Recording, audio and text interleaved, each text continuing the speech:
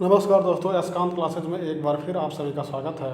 जैसा कि हम सभी इस वीडियो के माध्यम से हिंदी के पारेवाची चैप्टर को कवर कर रहे हैं। इसमें जो है 2 पार्ट हो चुका है, जिसपे हम लोग 100 क्वेश्चन देख चुके हैं। आज तीसरा पार्ट है। इसमें 101 से लेकर 150 तक यानी 150 तक जो है 50 क्वेश्चन होगा। ठीक है, तो देखिए क्वेश्चन के साथ ऑप्शन होगा। आप कापी कलम लेकर बैठिए और जो है क्वेश्चन के ऑप्शन सेलेक्ट करिए और लास्ट में चेक करिए कि आपके 50 में से कितने क्वेश्चन सही हुए। ठीक है, तो देखिए आज का पहला क्वेश्चन क्या है।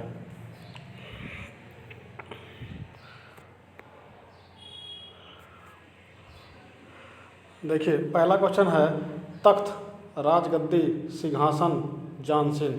तो इसमें आपको बताना है कि ये 4 शब्द दिए गए हैं, 3 एक जैसे हैं, एक कोई होगा जो अलग होगा। तो इसमें से जो अलग है वो है जानशीन।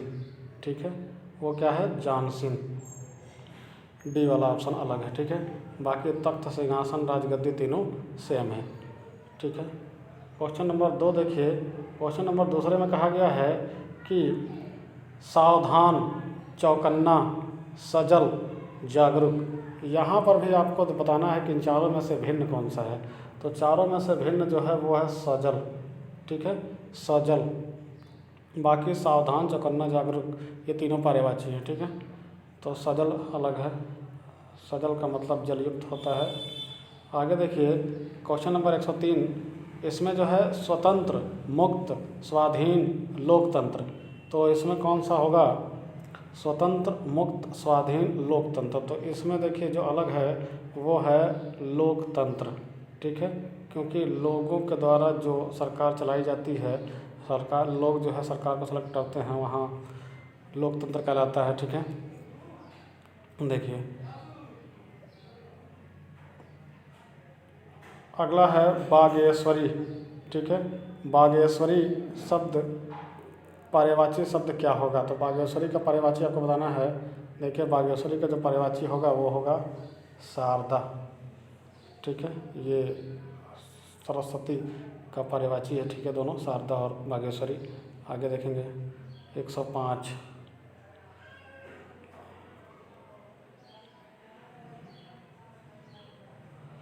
देखिए 105 नंबर क्वेश्चन जो है, इसमें कहा गया है कि मिथिलेश कुमारी किन्हें कहते हैं। तो देखिए मिथिला के जो राजा थे वो दशरथ जी थे, सॉरी जनक जी थे, और उनकी पुत्री सीता जनक की थी, है ना। तो मिथिला की राजकुमारी कहा जाता है माता सीता को। ठीक है, सीता को। ये हो गया बी वाला ऑप्शन। ठीक है, राजा जनक की पुत्री थी। आगे देखिए क्वेश्चन नंबर 106। 106 में कहा गया है कि निम्न में से कौन सा कौमुदी का पर्यायवाची शब्द है। तो कौमुदी का पर्यायवाची होगा, कौमुदी का पर्यायवाची होगा चांदनी। ठीक है, चांदनी होगा। डी वाला ऑप्शन होगा चांदनी। देखिए चांदनी। अगला क्वेश्चन नंबर 107 में कहा, 107 से 124 तक है, निम्नलिखित में से असमानार्थक शब्द का चयन कीजिए। यानी 4 ऑप्शन में से एक कोई होगा जो अलग होगा, बाकी 3 एक जैसे होंगे। तो जो अलग होगा वही आंसर होगा। तो पीड़ा, संकट, व्यथा, दर्द, इसमें से कौन सा अलग होगा? तो देखिए ये चारों एक जैसे लग रहे हैं, लेकिन संकट अलग होगा। क्यों? क्योंकि संकट का मतलब होता है कि कोई बड़ी दुर्घटना जब होती है तो संकट कहते हैं किसी अनिष्ट घटना से उत्पन्न होने वाली ऐसी स्थिति जिसमें बड़ी हानि हो सकती है, उसे संकट कहा जाता है ना। तो अगला क्वेश्चन नंबर 108 देखिए। 108 में कहा गया है स्नेह, अनुराग, द्वेष, प्रीत। तो यानी पर देखिए स्नेह, अनुराग और प्रीत तीनों सेम हैं, अलग है तो वो है द्वेष। ठीक है, द्वेष अलग है, इसलिए जो है 108 का सी सही होगा। अगला होगा 109। 109 में कहा गया है जन्म, मृत्यु, उगना, उत्पादन। तो जन्म, उगना और उत्पादन तीनों सेम है, मृत्यु अलग है। तो मृत्यु अलग है, ये इनका उल्टा हो गया, विलोम हो गया मृत्यु। 109 का बी सही है। अगला देखेंगे 110। कहा गया वीर, निडर, सूर, डरपोक। तो यहाँ पे वीर, निडर और सूर तीनों का एक ही अर्थ है, लेकिन डरपोक इनका उल्टा हो गया। ठीक है, डरपोक। तो ऑप्शन कौन सा सही होगा? डरपोक। 110 का डी। अगला देखेंगे हम लोग 111 में कहा गया है स्वर, आवाज़, श्रवण, ध्वनि। ध्वनि तो यहाँ पर जो है ये तीनों तो आवाज़ से संबंधित हैं, लेकिन श्रवण का मतलब होता है सुनना, कान से रिलेशन इसका सुनना है, ठीक है, इसलिए श्रवण अलग है यहाँ पे। 111 के बाद 112 देखिए। 112 में कहा गया है इंद्र, महेंद्र, राजेंद्र, सुरेंद्र। तो यहाँ पर इंद्र, महेंद्र, सुरेंद्र तीनों जो है इंद्र भगवान के जो है पर्यायवाची हैं, लेकिन राजेंद्र राजाओं का जो राजा होता है उसे राजेंद्र कहा जाता है, ठीक है। तो राजेंद्र होगा, सी वाला ऑप्शन अलग होगा, सी सही होगा इसमें, 112 का सी। अगला देखेंगे। अगला कहा गया है कि गंगा, मंदाकिनी, कालिंदी, त्रिपथगा। तो देखिए यहाँ पर जो है गंगा को ही मंदाकिनी कहा जाता है और त्रिपथगा कहा जाता है, लेकिन कालिंदी जो होता है ये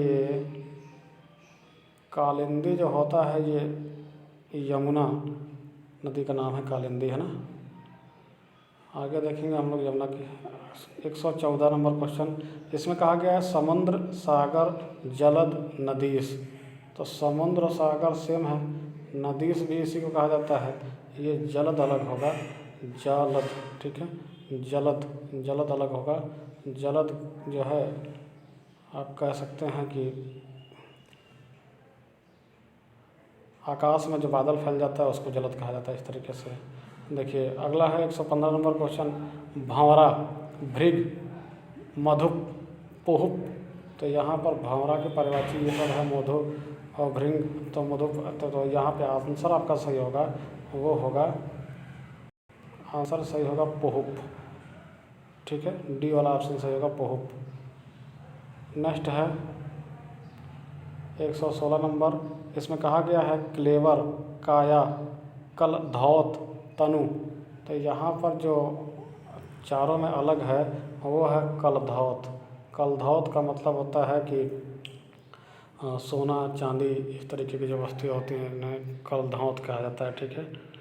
आगे देखेंगे 117 नंबर क्वेश्चन में कहा गया है अभ्यागत, अतिथि, अंतर्गत, आगंतुक।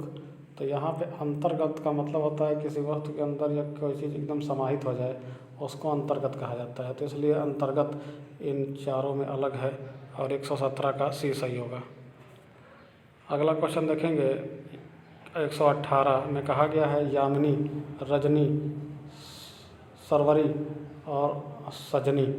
यहाँ पे जो अलग होगा वो होगा सजनी, ठीक है।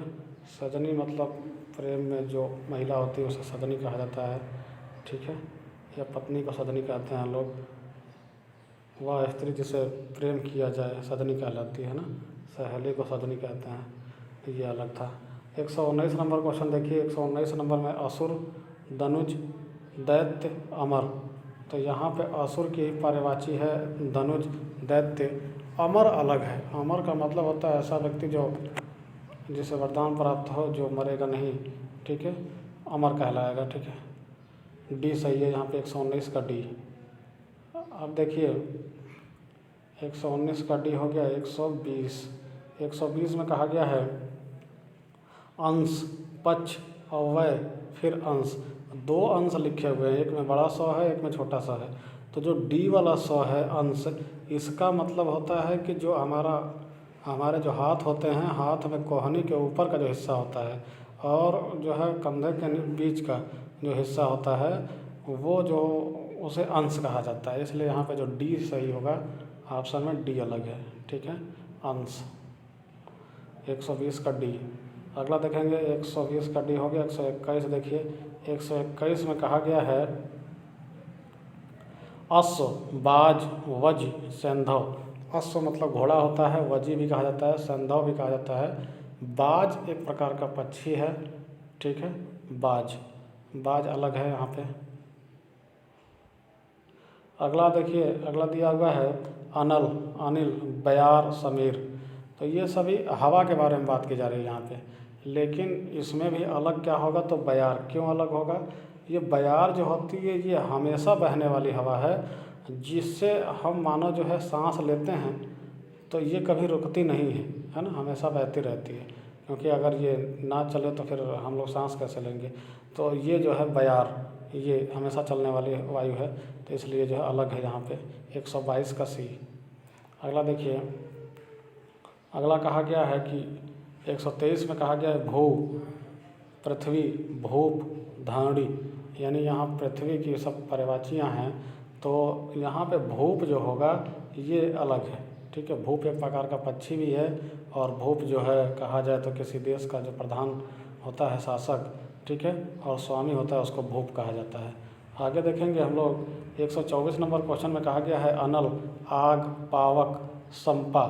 तो यहाँ पर देखिए जो पर्यायवाची दी हुई हैं वो आग की पर्यायवाची हैं, आग को ही अनल और पावक कहा जाता है। लेकिन जो संपा है ये अलग है, संपा यहाँ पे अलग है, 124 का डी सही होगा, ठीक है। संपा मतलब बिजली या विद्युत, ठीक है। अगला देखिए, कहा गया है कि निम्नलिखित शब्दों में हनुमान का पर्यायवाची शब्द नहीं है। ये क्वेश्चन थोड़ा डाउट है और बहुत इम्पोर्टेंट भी है, ठीक है। इसे आप जो है खोजिएगा, हम आपको आंसर बताते हैं, लेकिन थोड़ा कन्फ्यूजन है इसमें। कहा गया है कि हनुमान का पर्यायवाची शब्द नहीं है। तो पवन राम भक्त भी कहा जाता है हनुमान जी को, पवन सुत भी कहा जाता है, कपीश्वर भी कहा जाता है, और बजरंग बली भी कहा जाता है हनुमान जी को। तो लेकिन यहाँ पे बताया गया है कि जो नहीं है वो बजरंग बली, ठीक है। इसलिए जो है हनुमान की पर्यायवाची शब्द नहीं है बजरंग बली। ये बड़ा ही इम्पोर्टेंट क्वेश्चन है, ठीक है। तो आप इसे खोजिएगा, बजरंग बली सही होगा। अगला देखिए, कौन सा शब्द भ्रमर का पर्यायवाची नहीं है। कौन सा शब्द भ्रमर का पर्यायवाची नहीं है। तो देखिए भ्रमर का पर्यायवाची जो होगा नहीं है, तो यहाँ पे जो होगा वो भ्रमर का पर्यायवाची होगा अली, नहीं होगा। बाकी तीनों होंगे, भृंग, मधुकर, मिलिंद, ये तो होंगे। अली नहीं होगा भ्रमर का पर्यायवाची, ठीक है। अगला देखिए, कहा गया है क्रोध शब्द का पर्यायवाची है। तो क्रोध शब्द का जो पर्यायवाची है वो है अमरस, अमरस होगा क्रोध का, ठीक है। क्रोध का पर्यायवाची क्या होगा, अमरस, ठीक है, अमरस ये होगा, बी वाला ऑप्शन सही होगा, ठीक है। अमरस का इस तरह कहा जा सकता है कि जो है आवेश में जब लोग आ जाते हैं, क्रोध में जब आ जाते हैं तो उसे अमरस कहा जाता है, ठीक है, आपा खो देते हैं। तो अगला देखिए 128 में कहा गया है कौन सा शब्द कृष्ण का पर्यायवाची नहीं है। तो कृष्ण को राजीव नहीं कहा जाता है, ठीक है। बाकी तीनों कृष्ण के ही नाम हैं, केशव कहिए, माधव कहिए, और जो है मोहन कहिए, कृष्ण के ही नाम है, लेकिन राजीव कृष्ण का नाम नहीं है। तो इसलिए जो है कृष्ण का नाम राजीव नहीं है, 128 का सी। अगला देखेंगे 129 नंबर। 129 नंबर में कहा गया है निम्नलिखित में से कौन सा शब्द बालक का पर्यायवाची नहीं है। तो बालक का पर्यायवाची नहीं है, देखिए बालक का पर्यायवाची नहीं है, तो बालक, सॉरी गलत पढ़ रहे थे हम, बाल होगा, ठीक है, क्योंकि ऑप्शन देखने के बाद याद आया। बाल का पर्यायवाची नहीं है, बाल। तो कुंतन कहा जाता है बाल को, अलग भी कहा जाता है बाल को, केस भी कहा जाता है बाल को, लेकिन सिखी जो है यहाँ पे अलग है, इसलिए ऑप्शन आपका डी वाला होगा, सिखी। 129 का डी सही है। अगला देखिए सिखी। अगला है आँख का पर्यायवाची शब्द कौन सा नहीं है। तो चक्षु कहा जाता है आँख को, अच्छी भी कहा जाता है, लोचन भी कहा जाता है आँख को, लेकिन डी वाला जो धात्री है ये आँख को नहीं कहा जाता है, इसलिए ऑप्शन 130 का डी सही होगा, ठीक है। नेक्स्ट देखिए बताया गया है कि धात्री का मतलब होता है युद्ध हेतु प्रशिक्षित और अस्त्र शस्त्र से सजे हुए सैनिकों या सिपाहियों का समूह होता है, उसे धात्री कहा जाता है। अगला देखिए क्या है, अनिल का पर्यायवाची क्या होगा। तो अनिल का पर्यायवाची जो होगा अनल होगा, अनल होगा, अनिल का अनल होगा पर्यायवाची, ठीक है। नेक्स्ट, ठीक है, एक जंगली वृक्ष जिसके फल विषैले होते हैं। आगे देखिए रात्रि का पर्याय नहीं है, पूछा गया है नहीं है, तो यहाँ पे यामिनी भी होता है, रजनी भी होता है, निशा भी होता है, ये पर्यायवाची हैं, लेकिन हमको चाहिए नहीं है। तो रात्रि का पर्यायवाची नहीं है, तो सी वाला ऑप्शन सही होगा, सजनी। अभी थोड़ी देर पहले आपको बताया गया था कि सजनी का मतलब होता है प्रेम में जो स्त्री होती है उसे सजनी कहा जाता है, ठीक है। अब नेक्स्ट देखेंगे सजनी।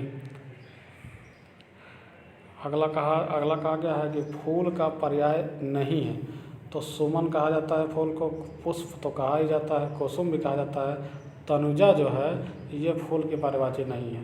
तनुजा का मतलब होता है कि जैसे जो कन्या होती है या जो मादा संतान पैदा होता है उसे जो है कहा जाता है तनुजा, ठीक है। तो तनुजा यहाँ पे अलग है, 133 का डी सही होगा। अगला देखिए, अगला कहा गया है कलाधर। कलाधर इनमें से एक शब्द मूल शब्द का पर्याय नहीं है, उसको चिन्हित कीजिए। तो कल वही बात है, इन तीन एक जैसे होंगे, कलाधर के पर्यायवाची होंगे, एक जो होगा जो कलाधर का पर्यायवाची नहीं होगा वो हमको छांटना है। तो कलाधर का पर्यायवाची जो है नहीं होगा, वो होगा कलाकार, ठीक है। कलाकार कहते हैं उसको जैसे किसी व्यक्ति को किसी विशेष वस्तु या फिर कला करने की हैबिट हो, आदत हो, या फिर उसके अंदर विशिष्ट गुण हो, तो जो है या फिर जीविका चलाने के लिए जो आदमी व्यक्ति कार्य करता है उसको कला कहा जाता है, ठीक है। आगे है 135। 135 में कहा गया है कि हाथी। हाथी की पर्यायवाची नहीं होगी वो बताना है हमको। तो हाथी को वितुंड तो कहा जाता है, मतंग भी कहा जाता है, द्विरथ भी कहा जाता है हाथी को, लेकिन तरणी हाथी को नहीं कहा जाता है, ठीक है। इसलिए जो है ऑप्शन कौन सा सही होगा, 135 का सी। ये तरणी जो है हाथी की पर्यायवाची नहीं है, ठीक है। तरणी मतलब नौका होता है। आगे देखिए, कहा गया अनुचर। अनुचर का मतलब होता है जब किसी के पीछे कोई चलता है तो उसे अनुचर कहा जाता है। जैसे सेवक हुआ, तो सेवक अनुचर का पर्यायवाची हुआ, लेकिन हमको क्या बताना है, हमको वो बताना है जो इसका पर्यायवाची नहीं हो। तो देखिए भृत्य भी होगा, चाकर भी होगा, लेकिन जो नहीं है वो है निर्झर। तो 136 का आंसर होगा डी वाला, निर्झर, ठीक है। डी वाला आंसर होगा निर्झर। अगला देखिए, कहा गया है कि चंद्रमा का पर्यायवाची नहीं होगा। तो चंद्रमा का पर्यायवाची जो है, चंद्रमा को शशि कहा जाता है, चांद भी कहा जाता है, मयंक भी कहा जाता है, लेकिन चंद्रमा का पर्यायवाची नहीं है दिवाकर। क्यों? क्योंकि दिवाकर जो है यह सूर्य की पर्यायवाची है, ठीक है। सूर्य को दिवाकर कहा जाता है। अगला देखेंगे तीर। तो तीर का जो होता है पर्यायवाची, बाण कहा जाता है तीर को, नाराज भी कहा जाता है तीर को। अच्छा, एक कन्फ्यूजन देखिए यहाँ पे, सर भी कहा जाता है तीर को, है ना, लेकिन तार अलग है। तार का मतलब होता है किसी धातु का अगर कोई रस्सी बनाई जाती है लंबी तो उसे एक तार कहा जाता है, ठीक है। या फिर पहले चिट्ठी देखे होंगे तार के रूप में आती थी, ठीक है, तो उसे भी तार कहा जाता है। लेकिन यहाँ पे जिस तीर का जो अर्थ है वो बाण हुआ। तो यहाँ पे जो ऑप्शन सही होगा 138 का ए। अगला देखेंगे हम लोग 139। 139 में कहा गया है मृगेंद्र। मृगेंद्र का जो है आपको क्या बताना है, मृगेंद्र का पर्यायवाची शब्द। तो मृगेंद्र का पर्यायवाची क्या होगा, शार्दुल होगा। मृगेंद्र का क्या होगा, शार्दुल, ठीक है। मृगेंद्र का पर्यायवाची शार्दुल होगा। नेक्स्ट देखिए, शार्दुल का मतलब एक प्रकार का पक्षी है। अगला देखेंगे हम लोग अम्बुज, सुंदर। सुंदर शब्द का पर्यायवाची क्या होगा, तो सुंदर शब्द का पर्यायवाची होगा चारु। चारु चंद्र की चंचल किरणें पढ़े होंगे आप, चारु होगा सुंदर शब्द का पर्यायवाची चारु, ठीक है। नेक्स्ट देखेंगे हम लोग, कहा गया है फल। फल शब्द का पर्यायवाची क्या होगा, तो फल का जो पर्यायवाची होगा वो होगा परिणाम, ठीक है। रिजल्ट जो आता है उसी को फल कहा जाता है कि आप तुम्हारे काम के बदले फल मिला, ठीक है, या परिश्रम के बदले जो फल मिलता है उसे परिणाम कहा जाता है। ये फल की पर्यायवाची परिणाम हो गए, ठीक है। फल मतलब खाने वाला नहीं। अभी यहाँ पे आगे देखिए 142 नंबर क्वेश्चन में कहा गया है आशय शब्द का पर्यायवाची है। तो आशय का मतलब सीधा है, आशय का मतलब क्या तात्पर्य है, नहीं पूछते हैं तुम्हारा क्या आशय है, क्या तात्पर्य है। आशय का मतलब तात्पर्य, मतलब है ना। अगला देखेंगे हम लोग गेह। गेह शब्द का पर्यायवाची है। तो गेह का मतलब सीधा है, गेह को हम लोग गृह को ही गेह कहते हैं, ठीक है। यहाँ पे पर्यायवाची क्या होगा, गृह। 143 का ए। नेक्स्ट है 144। इसमें कहा गया है 144 में कि आग शब्द का पर्यायवाची है। तो आग का पर्यायवाची होगा यहाँ पे, देखिए ये इम्पोर्टेंट है, ये भी, इसको भी याद कर लीजिएगा। आग का पर्यायवाची होगा वैश्वानर, वैश्वानर, ठीक है, आग का पर्यायवाची होगा 144 का बी। नेक्स्ट देखिए कहा गया 145 में कि वृक्ष शब्द का पर्यायवाची है। तो वृक्ष का पर्यायवाची सिंपल है, पादप कहा जाता है वृक्ष को, है ना, क्या कहा जाता है, पादप, वृक्ष को पादप कहा जाता है। नेक्स्ट जो है वो है शशांक, शशांक शब्द का पर्यायवाची है। तो शशांक का शब्द का जो पर्यायवाची होगा वो चंद्रमा को शशांक कहा जाता है ना, चंद्रमा को शशांक कहा जाता है, ठीक है, चंद्रमा को शशांक कहा जाता है। नेक्स्ट देखेंगे भुजंग, भुजंग शब्द का पर्यायवाची नहीं है। तो आप सुने होंगे लिपटत रहे भुजंग, भुजंग मतलब सांप होता है। तो सर्प होगा ही, ब्याल होगा, पनंग भी होगा, लेकिन गरुड़ जो होगा वो सांप के पर्यायवाची नहीं है, गरुड़ एक प्रकार का पक्षी है, ठीक है। तो गरुड़ यहाँ पे होगा 147 का बी सही होगा, ठीक है। नेक्स्ट देखिए सरस्वती, सरस्वती शब्द का पर्यायवाची नहीं है। तो भारती भी कहा जाता है, वीणा पाणी भी कहा जाता है, और जो है शारदा भी सरस्वती को कहा जाता है, लेकिन कमला जो है ये सरस्वती को नहीं, ये लक्ष्मी जी को कहा जाता है, कमला, ठीक है। तो लक्ष्मी के पर्यायवाची, तो यहाँ पे जो अलग होगा पूछा गया है पर्यायवाची नहीं है, तो कमला, आंसर होगा कमला। नेक्स्ट देखेंगे हम लोग, नेक्स्ट कहा गया है 149 नंबर क्वेश्चन, इसमें से स्वर्ग का पर्यायवाची कौन सा नहीं है। तो स्वर्ग का पर्यायवाची देखिए सूर्यलोक, दिव्य धाम, ये दोनों स्वर्ग की पर्यायवाची होती हैं, लेकिन त्रिदेव ये ब्रह्मा विष्णु महेश तीनों लोगों का मिला के नाम है त्रिदेव, ठीक है, त्रिदेव, त्रिदेव। तो स्वर्ग का पर्यायवाची कौन सा नहीं है, तो त्रिदेव, यानी बी वाला ऑप्शन आपका सही होगा, ठीक है। 149 हो गया। और ये आज के क्वेश्चन का लास्ट क्वेश्चन है, देखिए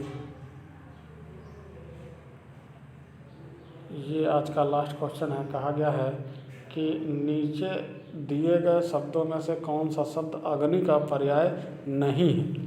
तो अग्नि का जो पर्याय नहीं है वो कौन सा होगा, कृषाणु, पावक और वाहिनी, ये तीनों अग्नि के पर्यायवाची हैं, लेकिन हमसे पूछा गया है नहीं है। तो नहीं है कौन सा, अग्नि का पर्यायवाची नहीं है तिमिर, ठीक है, तिमिर होता है, अग्नि का पर्यायवाची नहीं है, ठीक है। तिमिर मतलब क्या होता है, तिमिर का मतलब होता है अंधेरा, ठीक है। तो इस तरीके से दोस्तों आज की ये वीडियो हमारी समाप्त होती है। आप अपना चेक करिए कि 50 क्वेश्चन में से आपके कितने सही हुए और कमेंट करिए, ठीक है। नेक्स्ट वीडियो में हम लोग फिर मिलेंगे 151 से लेकर 200 तक, ठीक है। इसमें हमारे पर्यायवाची में कुल 450 क्वेश्चन हैं, तो 9 पार्ट में हम लोग इसको पढ़ेंगे। ये हमारा तीसरा पार्ट था, चौथा पार्ट नेक्स्ट आएगा, ठीक है। आप हमारे चैनल को लाइक करिए, सब्सक्राइब करिए, शेयर करिए और बेल का आइकन दबाना ना भूलिए, ठीक है दोस्तों। जय हिंद, जय भारत।